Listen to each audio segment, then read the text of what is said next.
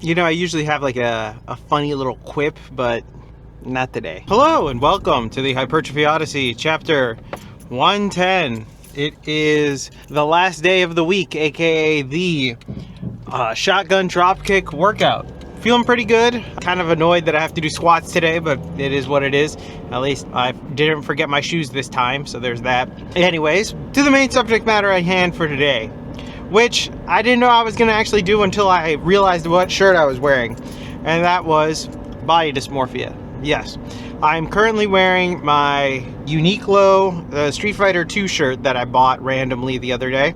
It is a size medium. Why did I go medium? Well, I can fit some mediums, but the thing is, the large in this was so huge, it was almost comical. And in fact, the sleeves on this thing are kind of huge too. And then it made me think of the entire pump cover thing, and then that made me go back to like gym fashion and stuff. And then I was like, oh shit, yeah, this is the perfect time to talk about body dysmorphia, because this is something that I touched upon in that video, but is within its own subject matter because it's a mentality thing, not for the difference between fashion and an actual like how you see yourself, you know.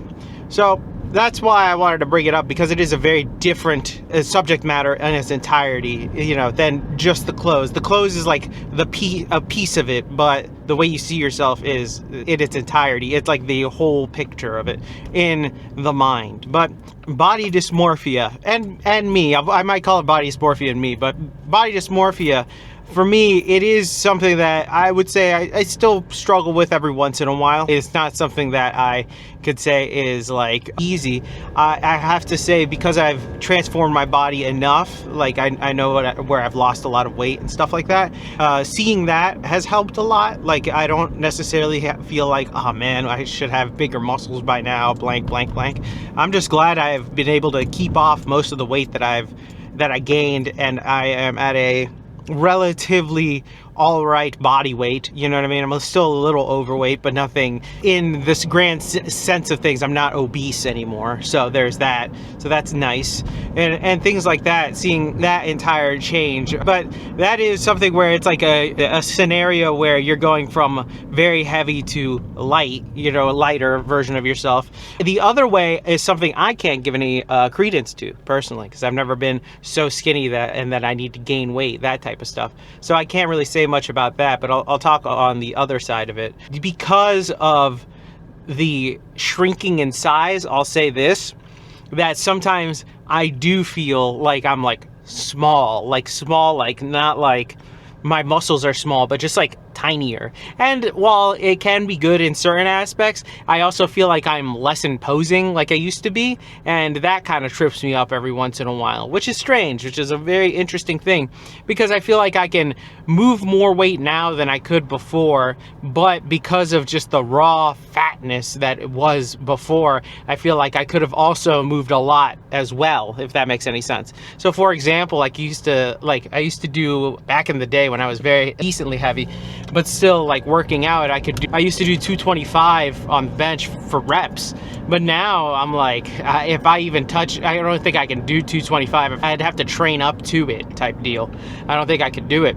And there's like somewhat of that strength loss that I'm like, fuck, that sucks. But then again, I am like 30 pounds to maybe 20 pounds lighter than I was when that was happening. So then I'm like, okay, that is slightly better. I look better and I feel better, you know what I mean, than that. So the strength loss is worth it in that sense. I also am generally stronger because I can get, even though I'm not there fully, I'm close to those numbers, you know, now, which is great scaling wise and all that other jazz.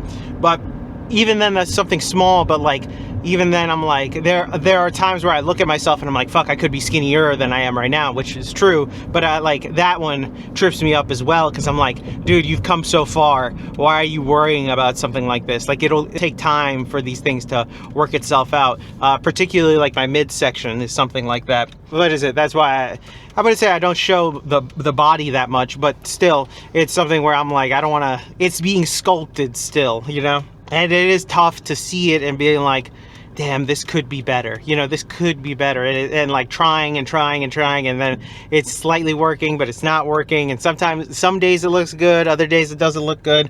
And it is a day by day thing. And I think about that a lot too, that it really, this entire fitness thing is so crazy to me that it's like a lot of it is like a snapshot in a day for like a lot of influencers, that you see like their best day. But realistically, it changes so fucking much each day. A variable of things happen. Like, one day the day before you ate a lot of like carbs, or the other day you ate a lot of, you drank a lot of water, so you're holding a lot of water. Things like that. The small minuscule things that really can change everything for you from a day to day. But the day to day isn't really seen that much per se, and it gives I wanted to say false pretense of what's happening, but I would say a false pretense of what's happening. But that's just me personally, and I feel like that warps other people's perceptions of how fitness should go, because realistically it is just like waves of things, ups and downs, but you want to look at the macro view of everything and just see it from the big picture, basically, and see that they are generally trending in the whatever direction you want to go in. For me, it would be down in weight and stuff, and up in body composition. So that is that. But when we get inside, I guess we'll talk more about the mental mechanisms that go into body dysmorphia, as well as some outside influences that will probably be very big influences, unfortunately, on people, because that happens a lot, like I mentioned right now. But we'll get into detail on the inside. So this day start off with squats. Unfortunately, I had to do these today instead of the normal Quadzilla that I do them on, it is what it is. So let's start back to the main subject matter at hand, which is body dysmorphia. What is body dysmorphia? Body dysmorphia is a mental illness. People who have this illness constantly worry about the way they look.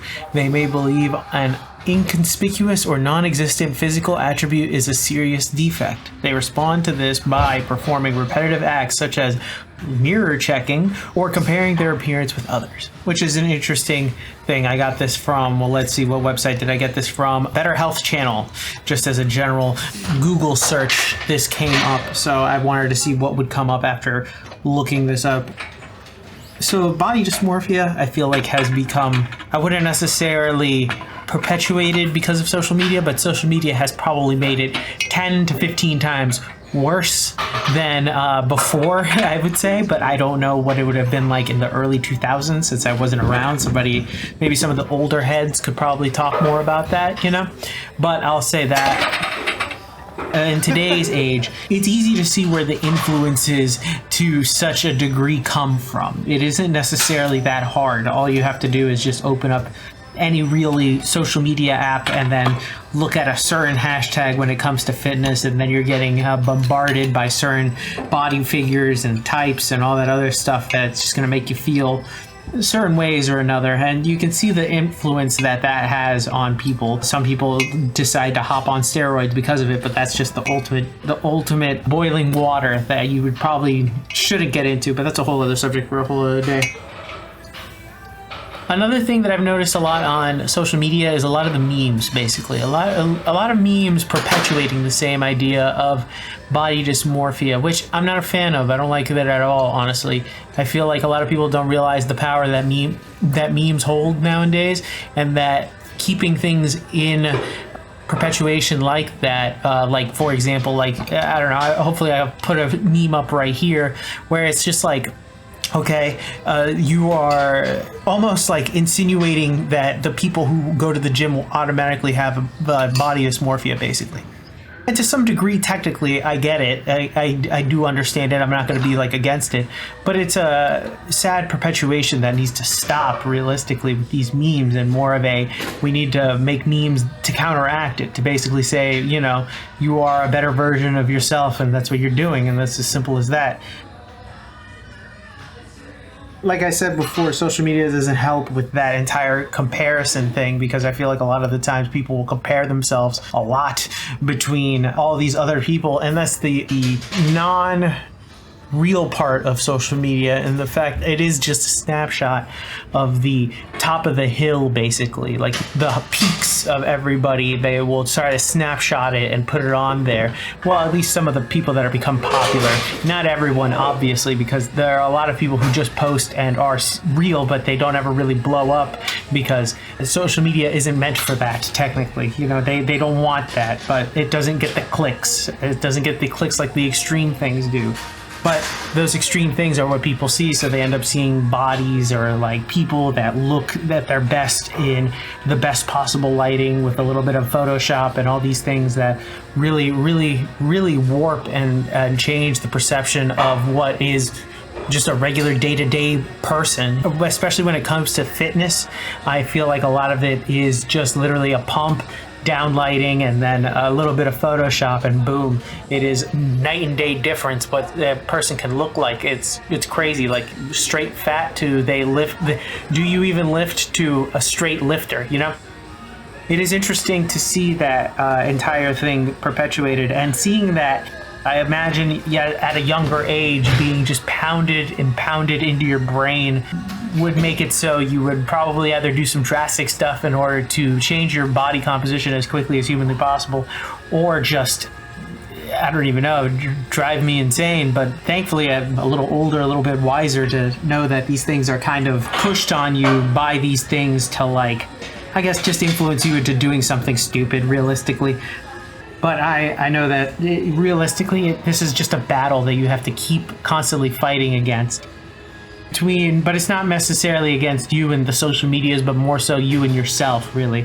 It is a battle between you and how you see yourself, and it's just a constant battle going back and forth. Like, you just have to try your best to win every battle that you can. Occasionally there will be the day that the dysmorphia gets you, and then you just feel weak, you feel small, you feel whatever, and those are the days that you can't let become multiple. Is the main thing. That's the thing.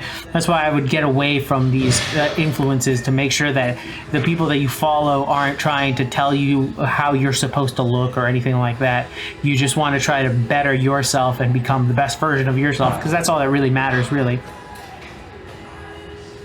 It's a never-ending war between you and yourself. You just have to make sure that you're winning every battle, but the war will never end. And I'm not to say like you have to go to war against yourself. No, it's more of a, like, mentally you can't let the other side win, basically. You know, you have to be dominant over yourself. And I don't mean that in, like, you know, you have to be hardcore, but more so you just have to be mentally strong to not let the dysmorphia win.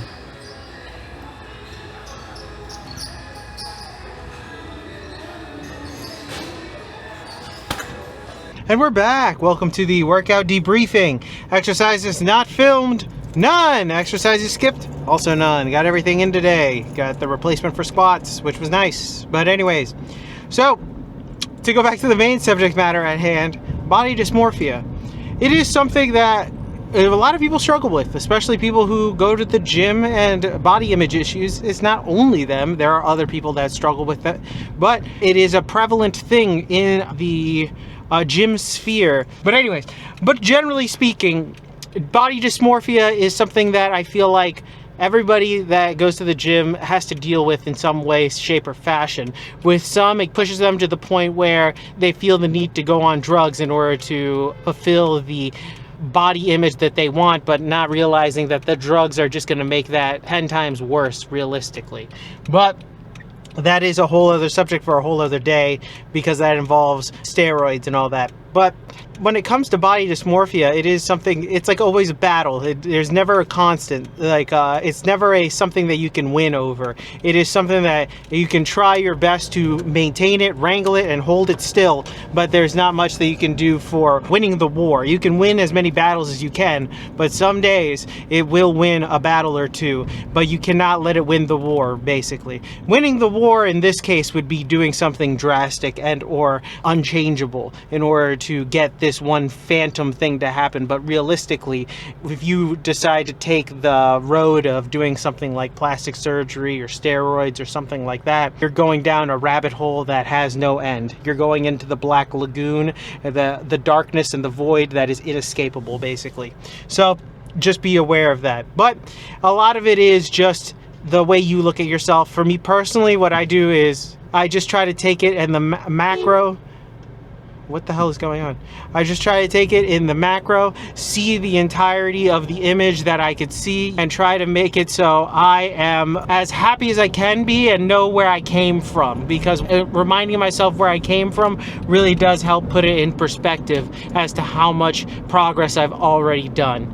So that's with me personally. But tell me what you think in the comments below. I'd love to know your thoughts and opinions about this. Personally, I know that it affects everybody in a different way, whether it's good, bad, or something in between. It is a battle every day, like I said. It just depends, really. But please tell me what you think in the comments below. I'd love to know your thoughts and opinions about this, because this is something that I feel like affects everybody, even those who don't go to the gym. It affects them in some way, shape, or fashion just because of how social media is nowadays. But that's a whole other, that's kind of a whole other subject. But anyways, thank you very much for watching. Please like, comment, and subscribe. I will be back on with a new video tomorrow about something different.